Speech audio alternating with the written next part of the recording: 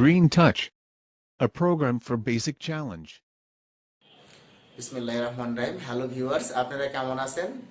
আশা করি আপনারা ভালো আছেন। আপনাদের সকলকে জানাচ্ছি আসসালামু আলাইকুম। আর আপনারা আমাদের সাথে আছেন এটা জেনে আমরা আরো বেশি আনন্দিত, যেহেতু আমাদের ভিউয়ার্স এবং সাবস্ক্রাইবার দিনে দিনে বাড়ছেই। তো যাই হোক, আমি সরাসরি চলে যাচ্ছি আমাদের পার্টে। আমরা যেখানে আছি, আমাদের পার্ট বলতে আমাদের যে লেসনটা সেটা হলো এইচএসসি লেভেলের ফার্স্ট পেপার, ইংরেজি first paper, English for today unit 1 lesson 3 Valentina Tereshkova. এই প্যাসেজটা আমরা পড়ছিলাম, তারই তৃতীয় পর্বে আমরা এখন উপস্থিত। সরাসরি ক্লাসে যাচ্ছি। আমি Ataur Rahman. At that time she was employed as a textile worker,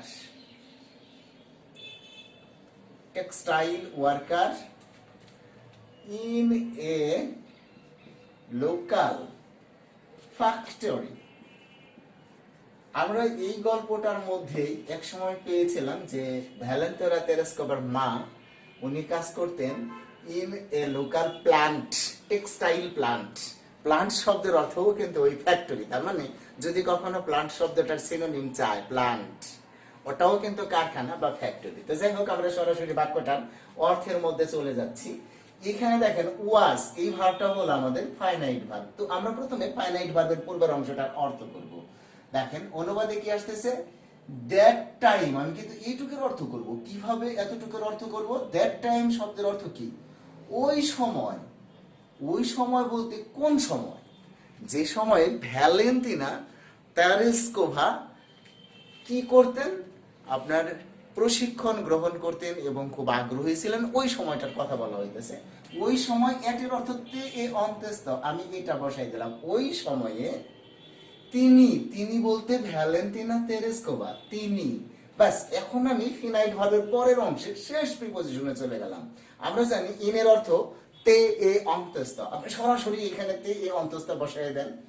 তে এ অন্তস্থ বসায় রাখলাম। কোনটা কাজে লাগে দেখি। একটি।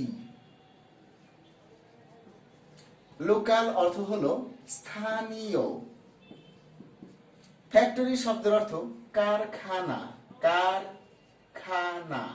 দেখুন তো কোনটা মেলে, কারখানাতে না কারখানা ও কারখানায়। আমার মনে হয় আপনারা বুঝতে পেরেছেন, অন্তস্থ ভালো মেলে। ওই সময় তিনি একটি স্থানীয় কারখানায়। আবার এখানে আমরা একটা প্রিপজিশন পেয়েছি অ্যাজ। অ্যাজ শব্দের অর্থ হলো হিসাবে। দেখেন আপনি, হিসাবে। এখানে এই হিসাবে এটা আমরা লিখে রাখি শেষে। কোনটার হিসাবে? শেষে হবে, অর্থাৎ একটা অংশের শেষে। এখানে দেখেন আমরা লিখে রাখলাম হিসাবে। তার মানে একজন টেক্সটাইল মানে বস্ত্র শিল্প, কিন্তু একজন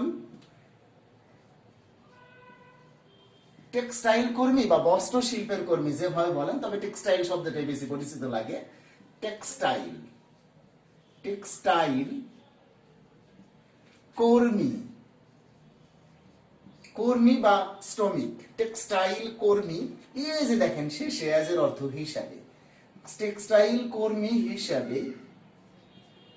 এমপ্লয়েড মানে নিয়োজিত বা নিযুক্ত, নিয়োজিত বা নিযুক্ত বা কর্মরত। এখানে দেখেন নিযুক্ত, এই কথাটা হলো আমরা ভার্বের পাস্ট পার্টিসিপল ফর্মে এখানে ব্যবহার করা হয়েছে। এমপ্লয় একটা ভার্ব, তার পাস্ট পার্টিসিপল ফর্মে এখানে ব্যবহার করা হয়েছে। বি ভার্বের পরে ভার্বের পাস্ট পার্টিসিপল ফর্ম ব্যবহার করলে ওটাকে দুই ভাবে অর্থ প্রদান করা যায়। একটা ভাব হলো ওই ভার্বের অর্থের শেষে ত যোগ করা যায়, যেমন কন্ট্রোল নিয়ন্ত্রণ করা, কন্ট্রোলড নিয়ন্ত্রিত। তো অনুরূপ ভাবে এডুকেট শিক্ষা গ্রহণ করা, এডুকেটেড শিক্ষিত। টেক অর্থ নেওয়া অথবা গ্রহণ করা, টেকেন গৃহীত। অনুরূপ ভাবে এমপ্লয় শব্দের অর্থ নিযুক্ত করা, এমপ্লয়েড নিযুক্ত। ওয়াজ শব্দের অর্থ ছিলেন। দেখেন কি চমৎকার অর্থের কম্বিনেশনটা। ওই সময় তিনি একটি স্থানীয় কারখানায় একজন টেক্সটাইল কর্মী হিসাবে নিযুক্ত ছিলেন। তো দেখেন এখন এই অংশটা আপনি পুরোই বাদ দিয়ে দেন, নো নিড। দেখেন আপনি সরাসরি পারেন কিনা। ওই সময় ট্রান্সলেশন করেন এ অ্যাট। এখন আপনার মাথায় আসতে পারে কখন অ্যাট বসবে, কখন ইট বসবে, কখন টু বসবে, এগুলো জানবো কিভাবে? ভাই প্রিপোজিশনের ক্লাসগুলো আমার দেখে নিন, বুঝতে পারবেন। অ্যাট সময়ে, ওই ইংরেজি আমরা জানি দ্যাট। সময় ইংরেজি মাস্ট টাইম। ওই সময়ে কমা আছে দিলাম কমা, তিনি তিনি মানে সি, বসাই দিলাম সি। এখন আমরা সরাসরি কোথায় যাব? ভার্বে চলে যাব। ছিলেন, ওয়াজ, পর্যায়ক্রমে আসতেছে নিযুক্ত, এমপ্লয়েড। কি মজা তাই না? ইংরেজি হিসাবে এই যে বসাই দিলাম ব্যাস। দেখেন হিসাবের আগে কতখানি আছে প্রিপোজিশন ছাড়া আছে হলো একজন টেক্সটাইল কর্মী, এ টেক্সটাইল ওয়ার্কার, বাস হয়ে গেল। এরপরে আবার আসতেছি কারখানায়। বুঝছে গেছে রে বাবুরা, কারখানা। এই অন্ত্যস্ত ইংরেজি কি? ইন। আমরা অন্ত্যস্ত ইংরেজিতে এই অন্ত্যস্ত ইংরেজি ইন বসাইতেছি, অ্যাট বসাইতেছি, টু বসাইতেছি। হ্যাঁ, বিষয়গুলো বোঝার চেষ্টা করবে। ইন একটি স্থানীয় কারখানা, একটি স্থানীয়, স্থানীয় ও এমনি যদি লিখতে দিত বেশি ভালো হতো, তা তো দিচ্ছে না, ভাষাটা অন্য। স্থানীয় ইংরেজি কি? লোকাল। কারখানা ফ্যাক্টরি। আচ্ছা, একটি স্থানীয় কারখানা, একটি হয়ে গেছে, বাক্য শেষ। At that time, ওই সময় she was employed as a textile worker in a local factory.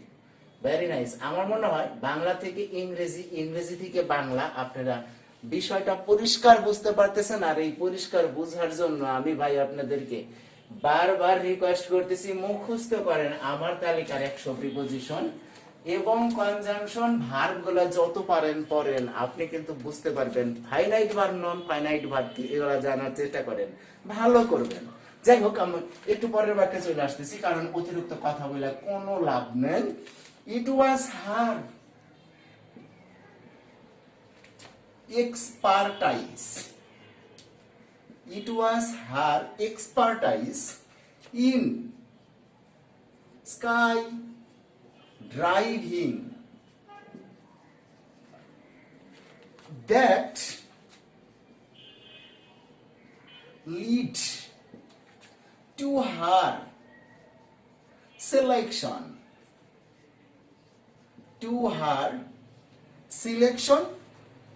as a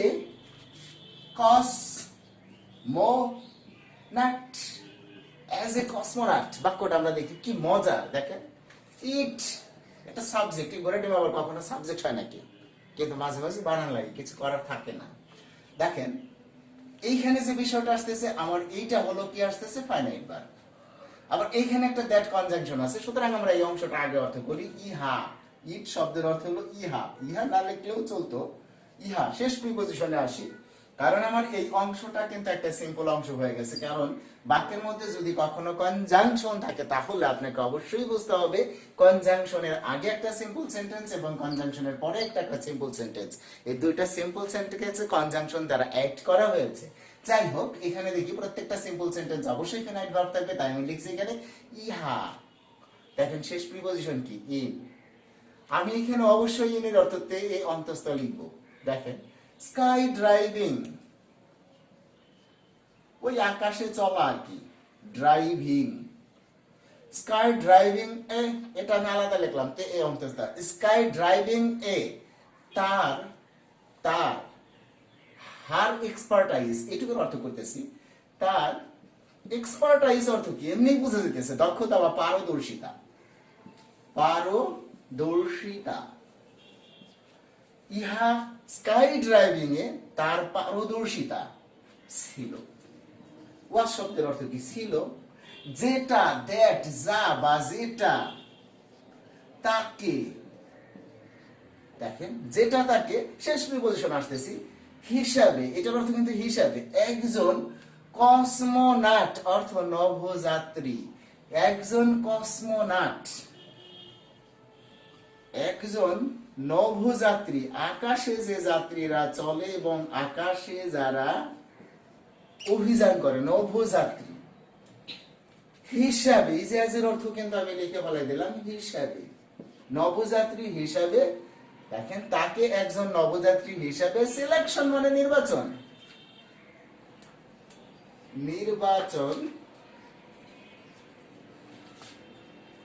করা হয়েছিল।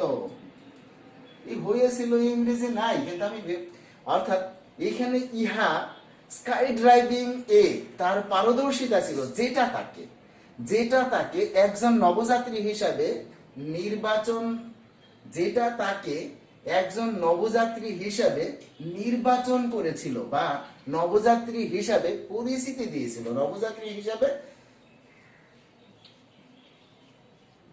পরিচালিত করেছিল, এইভাবে আমরা বলতে পারি পুলিশ পরিচালিত করেছিল। এখন দেখেন, কারণ এখানে লিড এটা ভার্বের পাস্ট ফর্ম দেওয়া হয়েছে, তাই এখানে আসতেছে ইহা স্কাই ড্রাইভিং এ তার পারদর্শিতা ছিল, যেটা তাকে একজন নভোযাত্রী হিসাবে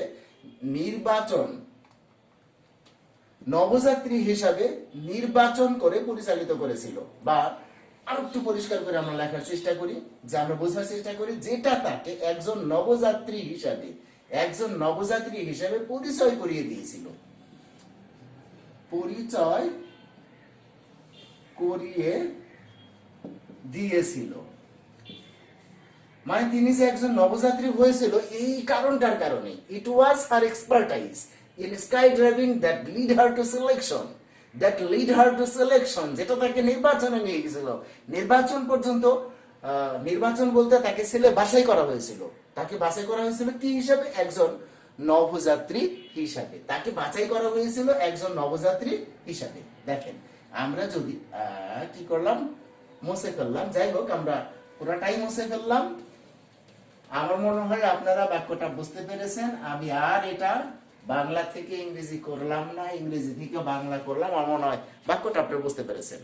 যদি বুঝতে পারেন তাহলে কিন্তু বিষয়টা খুবই ইম্পর্টেন্ট। তবে এখানে আমি আরো কয়েকটা বিষয় নিয়ে আলোচনা করব আপনাদের সাথে। দেখেন কিছু কথা আছে, দেখেন এখানে এই প্যাসেজের শুরুর দিকে একটা শব্দ পাইছিলেন আপনি, সেটা হলো, স্মরণ করে দেখেন আপনি, প্লান্ট, একটা শব্দ পাইছিলেন প্লান্ট, টেক্সটাইল প্লান্ট অর্থ হলো আপনার টেক্সটাইল মানে বস্ত্র শিল্পের কারখানা।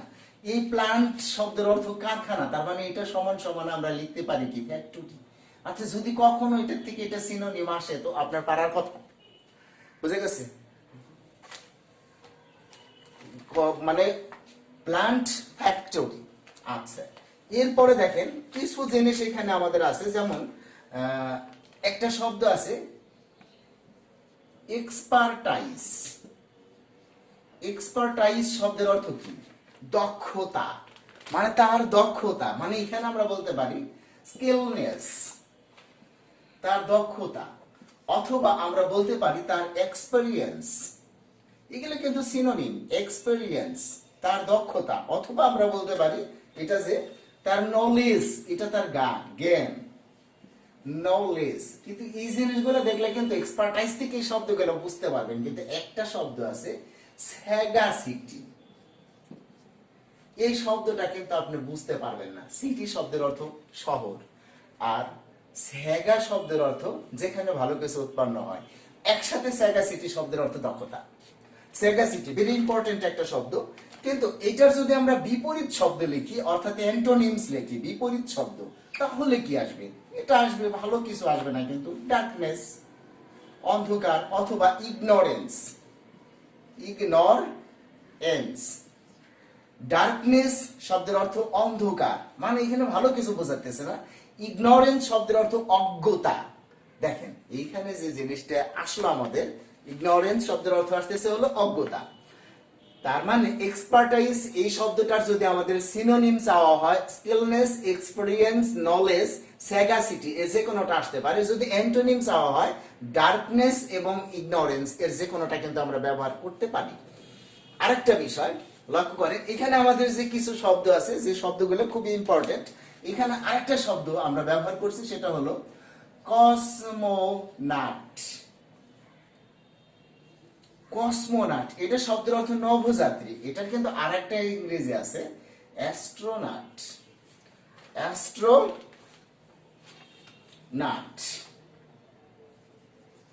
এই অ্যাস্ট্রোনট শব্দের অর্থ কিন্তু আমাদের অভিযাত্রী। এছাড়া আরেকটা শব্দ আছে এরিয়াল। এরিয়াল শব্দের অর্থ কিন্তু নভোযাত্রী। আরেকটা আছে স্পেসম্যান। দেখেন এইখানে কসমোনাট এর বিপরীতে যদি আপনার অ্যাস্ট্রোনাট এটা ব্যবহার করেন পারবেন, কিন্তু এরিয়াল আসলে কিন্তু খুব মুশকিল, এই শব্দটা কিন্তু বোঝা যাবে না। এই জন্য এগুলো আমাদের কি করতে হবে, কাজ করতে হবে। এগুলোই কিন্তু সিনোনিম, অ্যান্টোনিম এবং আমাদের ইন্টারসেন্স নিয়ে ব্যাপক কাজ করতে হবে এই বিষয়ের উপরে। তো যাই হোক, আমরা অলরেডি এই প্যাসেজের একটা প্যারা শেষ করে ফেলেছি, পার্ট 1, পার্ট 2 এবং পার্ট 3 এর মাধ্যমে। আপনাদেরকে পার্ট 4 এর দাওয়াত দিয়ে বা নিমন্ত্রণ দিয়ে এখানে আজকের মতো শেষ করতেছি। সবাই ভালো থাকেন, সুস্থ থাকেন, আল্লাহ হাফেজ।